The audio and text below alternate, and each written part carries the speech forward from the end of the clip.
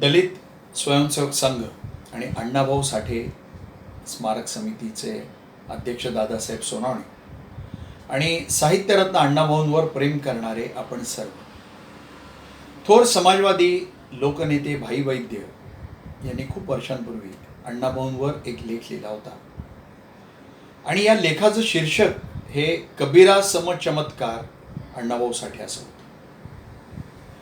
मला वाटतं अण्णाभाऊंची कबीराशी तुलना करणारे भाई हे पहिलेच असावे. कबीराला जन्मानं इस्लाम आणि हिंदू या दोन्ही धर्मांचा वारसा मिळाला होता आणि त्यांनी या दोन्ही धर्मांचे वारसे नाकारले होते.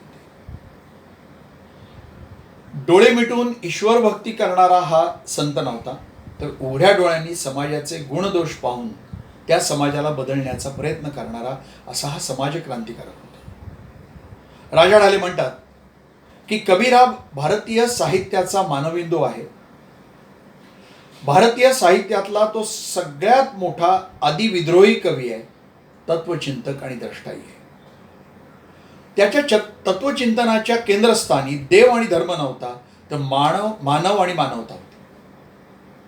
तो बुद्धवादी होता आणि तो बुद्धिवादी होता. डॉक्टर विल्यम द्वापार म्हणतात की भारतीय चिंतनधारेच्या इतिहासामध्ये कदाचित गौतम बुद्धांच्या नंतर इतका क्रांतिकारक तत्वचिंतक दुसरा कुठला झाला नसावा. अर्थात अशा कबीराशी भाईंनी अण्णाभाऊंची तुलना केली आहे, पण मला थोडंसं पुढं जाऊन असं म्हणावं असं वाटतं की कबीरानंतर असाच क्रांतिकारक तत्वचिंतक भारतीय संत परंपरेमध्ये आणि साहित्यामध्ये निर्माण झाला आणि तो म्हणजे संत तुकाराम. आणि म्हणून मी अण्णाभाऊंची तुलना संत तुकारामांचीही करतो. तसं पाहिलं तर संत तुकारामांनीही ग्रंथप्रामाण्य नाकारलं, कर्मकांड नाकारलं, व्यवस्थेला आव्हान दिलं. कबीर आणि तुकाराम हे दोघंही विद्रोही संत होते आणि कवी होते. अण्णाभाऊ हे विद्रोही शाहीर, लोकनाट्यकार आणि मुख्यत्वे कादंबरीकार, कथाकार होते. हे तिघही बहुजन समाजातून आले. कबीर विणकर, तुकाराम कुणबी, अण्णाभाऊ मातंग. हिंदू धर्माच्या जाती व्यवस्थेच्या उतरंडीचे चटके या तिघांनी आयुष्यभर भोगले. वर्णश्रेष्ठत्वाच्या अहंकाराबद्दल संत तुकाराम म्हणतात, बरे केले कुणबी झालो, नाहीतर दंभे असतो मेलो. किती परखड अशी ही टीका आहे वर्णश्रेष्ठत्वाच्या अहंकारावर केलेली. तिघही शाळेचा उंबरठा जेमतेम चढले न चढले. कबीर म्हणतात, मसी कागद छो नाही, कलम गही नाही हात. मी कधी हातात कलम धरलं नाही आणि मी कधी कागदही हातात धरला नाही. पण अशा या तिघांनी अशा जागतिक दर्जाच्या साहित्याची निर्मिती केली की त्या उंचीपर्यंत भल्या भल्यांना पोचणं शक्य झालं नाही. माझं स्वतःचं तर अतिशय प्रामाणिक म्हणणं आहे की हे तिघांचेही साहित्य हे साहित्याच्या नोबेल पारितोषिकाच्या दर्जाचं साहित्य आहे. पण मला याहीपेक्षा या तिघांमध्ये जे साम्य आढळतं ते फार महत्त्वाचं आहे. तिघांनीही प्रस्थापित जाती व्यवस्थेला आव्हान दिलं, जात आणि धर्म यांच्या भिंतींना सुरुंग लावला. तिघांनी आपल्या साहित्यातून प्रखर बुद्धिवाद जपला, अंधश्रद्धांवर प्रहार केला आणि त्यांच्या साहित्यामध्ये वंचितांबद्दलची कणव, शोषितांबद्दल वाटणारी अपरंपार करुणा, मानवता, शोषणाची चीड ही ठासून भरलेली होती. तिघांनी विषमतेवर हल्ला केला, सामाजिक आणि आर्थिक न्यायाचा पुरस्कार केला. अण्णाभाऊ म्हणतात, धन्वंतांनी अखंड पिळले, धर्मांधांनी तसेच छळले, मगराने जणू माणिक गिळले, चोर झाले साव. कष्टकऱ्यांना ते माणिक म्हणतात आणि कर्मठ धर्मांधांना ते चोर म्हणतात. त्याही पुढे जाऊन गरिबांचं शोषण करणाऱ्यांना ते बजावतात की ही पृथ्वी शेषाच्या फण्यावर तरलेली नसून ती श्रमिकांच्या तळहातावर तरलेली आहे. ह्या जाणीवा म्हणजे समाजवाद. ह्या सर्व जाणीवा समाजवादाचा गाभा आहे. संत कबीर आणि तुकारामांच्या काळामध्ये समाजवाद या शब्दाचा जन्मही झाला नव्हता, पण या दोघांनी आपल्या साहित्यातून जे मांडलं तो समाजवाद होता. कारण समाजवाद ही राजकीय प्रणाली नाही, तर ती एक जीवन प्रणाली आहे असं मी मानतो. महाराष्ट्रातल्या सांगली जिल्ह्यामधल्या वाळव्या तालुक्यामधलं वाटेगाव नावाचं एक छोटं खेडं, ज्या खेड्यातल्या गुन्हेगार ठरलेल्या शेतमजुरी करणाऱ्या अत्यंत गरीब मातंग कुटुंबामध्ये 1 ऑगस्ट 1920 रोजी म्हणजे बरोबर 100 वर्षांपूर्वी अण्णाभाऊंचा जन्म झाला. हे कृष्णा नदीचं खोरं, वारण्याचं खोरं. सतत पडणारे दुष्काळ, प्लेगच्या साथींनी घातलेलं थैमान आणि त्याच्यामध्ये ब्रिटिश सरकारचा जुलूम, ह्या सगळ्याला कंटाळून तिथला शेतकरी हा फकीरामान आणि सत्तू भोसले यांच्या ब्रिटिशांच्या विरोधीच्या बंडाला पाठिंबा देत होता. ही त्या भागाची पार्श्वभूमी होती. शेवटी दारिद्र्याला, उपासमारीला कंटाळून 1932 मध्ये अण्णाभाऊ डोक्यावर गाठोडं घेऊन वाटेगावमधून निघाले. मजल दरमजल करत, वाटेत जगण्यासाठी मोलमोजरी करत 250 मैल अनवाणी पायाने चालत मुंबईला येऊन पोहोचले. जगण्यासाठी त्यांना मुंबईला अनेक कामं करावी लागली. कधी गरगडी, कधी हमाल, उपहारघरातला बारक्या बुट पॉलिशवाला, चित्रपटगृहातला द्वारपाल, मजूर, अशी जगण्याची धडपड करत अण्णाभाऊ शेवटी गिरणी कामगार झाले. आणि यामुळं मुंबईतल्या परळ भागातल्या कम्युनिस्ट चळवळीशी त्यांचा संबंध आला. मार्क्सवादी विचाराशी त्यांची ओळख झाली. उपजत असणाऱ्या प्रतिभेला विचारांची एक व्यापक बैठक त्यांना मिळून गेली. बुर्झ्वा आणि प्रोलेटारिएट यांच्या संघर्षाची ओळख झाली, वर्ग संघर्षाची ओळख झाली. स्वतःच्या आयुष्यामुळे वर्ण संघर्षाची ओळख झालेलीच होती. या सगळ्यातून एक महान साहित्यिक जन्म घातला. अण्णाभाऊंना तमाशांमध्ये अनेक भूमिका करायला मिळाल्या. मजुराची हत्यारं हाताळणाऱ्या अण्णाभाऊंनी अनेक वाद्यही आत्मसात केली. यातून एक महान शाहीर आणि लोकनाट्यकार घडू लागला. 1942 पासून अण्णाभाऊंनी परळचं कामगार मैदान गाजवायला सुरुवात केली. 1942च्या ऑगस्ट क्रांती लढ्यावर वारणेच्या खोऱ्यात ही पहिली कादंबरी त्यांनी लिहिली, जी पुढे मंगला या नावानं प्रसिद्ध झाली. तोपर्यंत मराठी साहित्य ही उच्चवर्णीय आणि विशेषतः मध्यम वर्गातून आलेल्या साहित्यिकांची मक्तेदारी होती. आपल्या या कादंबरीमध्ये त्यांनी घरंदाज मराठी स्त्रीच्या आयुष्याच्या फरफटीचं वर्णन केलं. पुढे त्यांच्या प्रतिभेचा सर्वोत्कृष्ट आविष्कार असणारी फकीरा ही कादंबरी आली. या कादंबरीनं जन्मानं मांग असणारा, भारतीय स्वातंत्र्य लढ्याच्या रणांगणात दीनदलितांच्यासाठी लढणारा एक नवा नायक जन्माला घातला.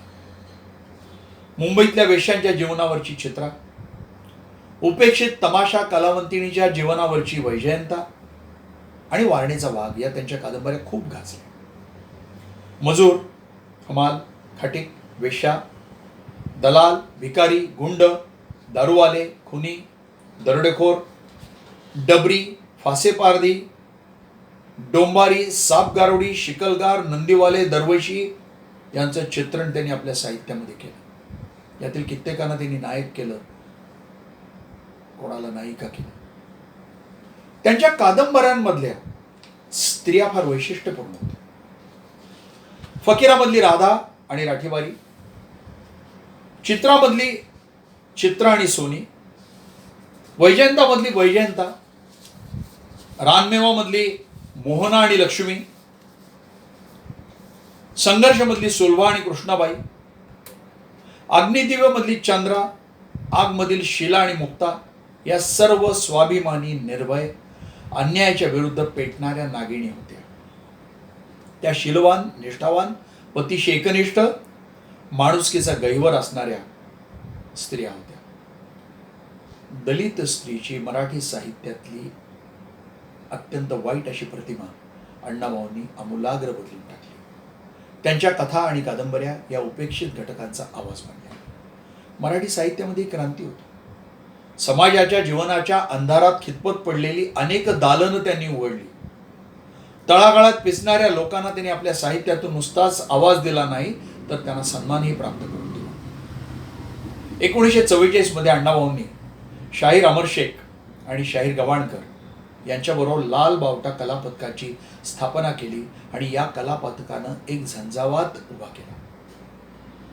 1948 पर्यंत हा शाहीर जनचळवळीचा गायक, नायक, एक प्रतिभावंत लेखक, साक्षेपी पत्रकार, फरडा वक्ता, अत्यंत निरलस झटून काम करणारा कार्यकर्ता आणि कामगारांचा आणि कष्टकऱ्यांचा नेता म्हणून उदयाला आला. लावणी आणि तमाशाला त्यांनी लोकरंजनाकडून लोकशिक्षणाकडे वळवलं. पोवाडे, लावण्या, गीते, गण, वग हे पारंपरिक रचनाबंध त्यांनी स्वीकारले, पण त्याच्यामध्ये समकालीन जगण्याच्या संघर्षाचा आयाम त्यांनी पेरला.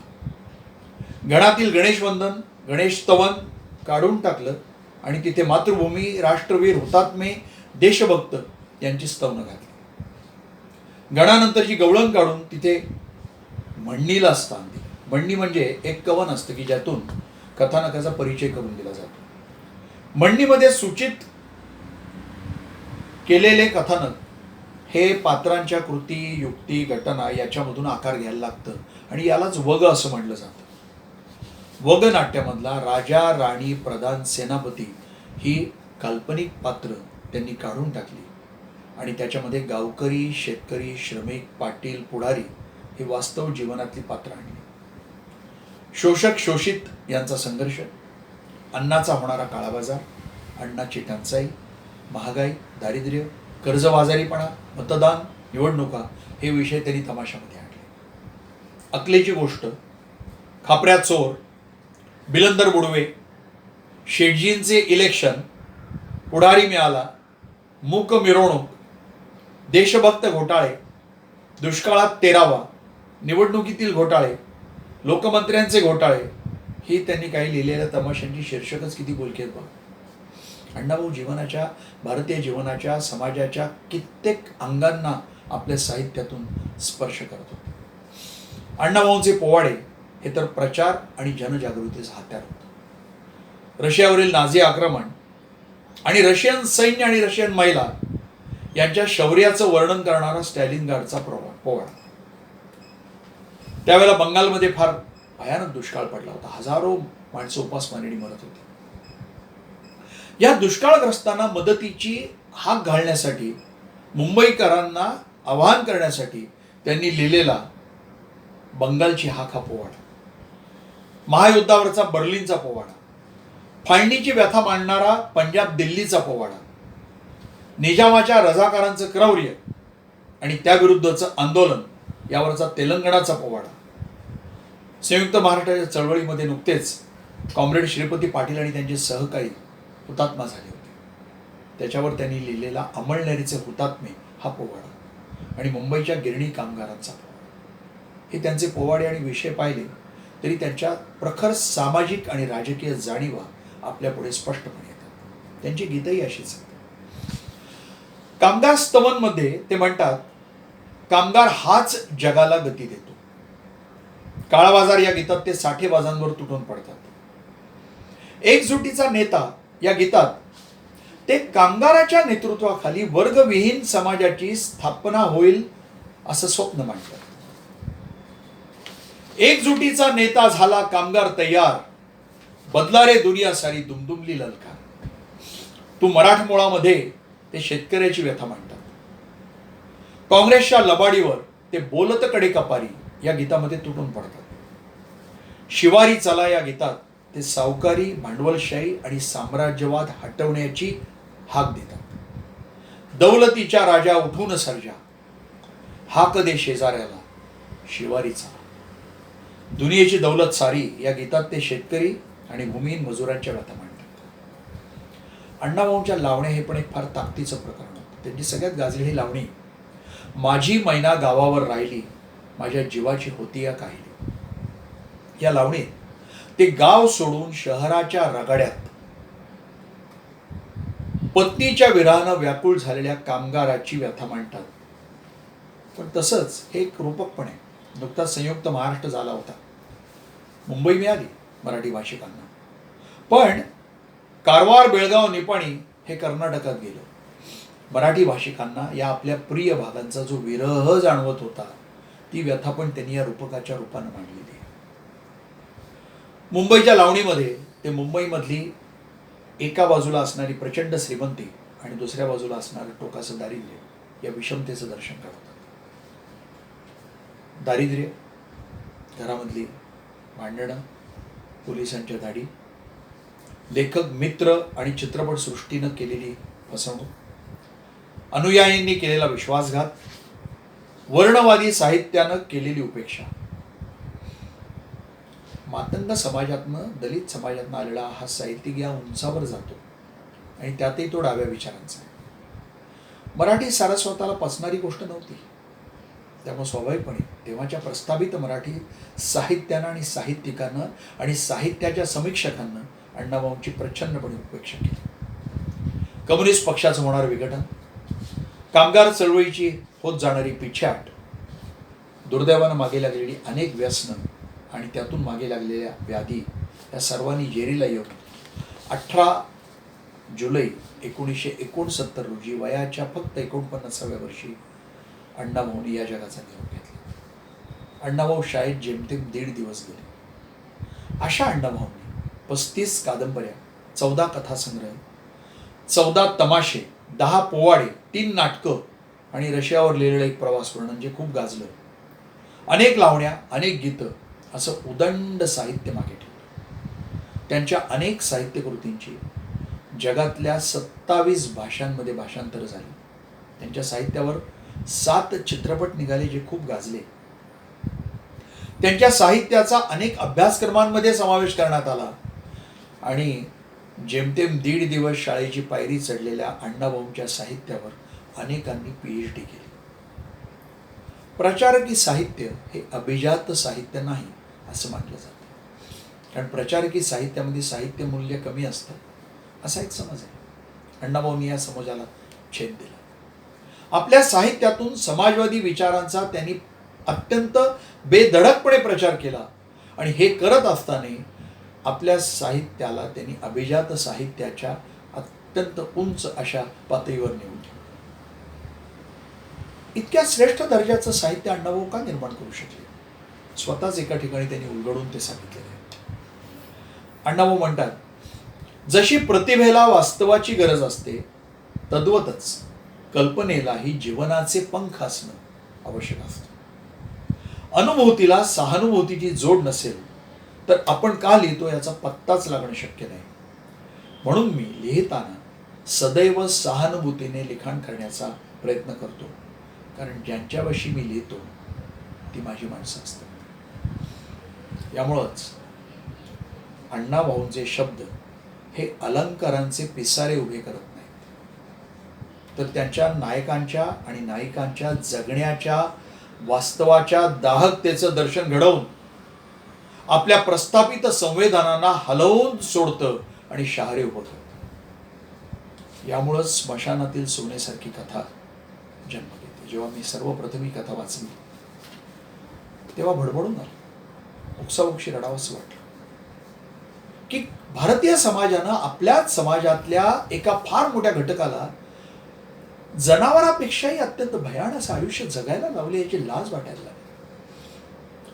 जीवनाच्या अनुभूतीला सहानुभूतीची जोड देणं आणि त्यातून सुडाची नाही तर अन्यायाविरुद्धच्या संघर्षाची ज्वाला पेटवणं ही समाजवादाची मूलभूत प्रेरणा आहे. ही अनुभूती फक्त स्वतःच्या जगण्याची नाहीये, तर प्रत्येक वंचित आणि शोषिताच्या जगण्याची अनुभूती आहे. प्रस्थापित जगानं नाकारून पायदळी तुडवले जाण्याची ही अनुभूती अत्यंत अवमानकारक आहे, ती दाहक पण आहे. आणि तरीही अन्याय करणाऱ्या व्यवस्थेच्या विरुद्ध ती सुडाला, हिंसेला थारा देत नाही, ती नैतिक संघर्षाची प्रेरणा देते. अण्णाभाऊ म्हणतात, जग बदल घालून घाव सांगून गेले भीमराव. हा घाव वैचारिक आहे. रक्तहीन क्रांतीची ही भाषा आहे. एक प्रकारे दलित समाजाचा स्वातंत्र्य लढाच होता. हे स्वातंत्र्य मिळवण्यासाठी तरी देखील त्यांनी रणांगण आणि त्या रणांगणामध्ये रक्तपात करण्याची भाषा कधीच वापरली नाही आणि ही प्रेरणा आपल्या साहित्यातून कधीच त्यांनी समाजाला दिली नाही. ही भाषा समाजवादी आहे. हा समाजवाद अण्णाभाऊंच्या जगण्याच्या क्षणाक्षणामध्ये आणि त्यांच्या साहित्याच्या शब्दाशब्दामध्ये ठासून भरलेला होता. आज अण्णाभाऊ साठे जन्मशताब्दी व्याख्यानमालेचे 360वं पुष्प अण्णाभाऊंच्या समाजवादी जाणीवा हे गुंफताना मला अत्यंत आनंद होत आहे आणि ही संधी मला दिल्याबद्दल मी दादासाहेब सोनावणे आणि त्यांच्या सर्व संस्थांचं पुन्हा एकदा मनापासून आभार मानतो. धन्यवाद.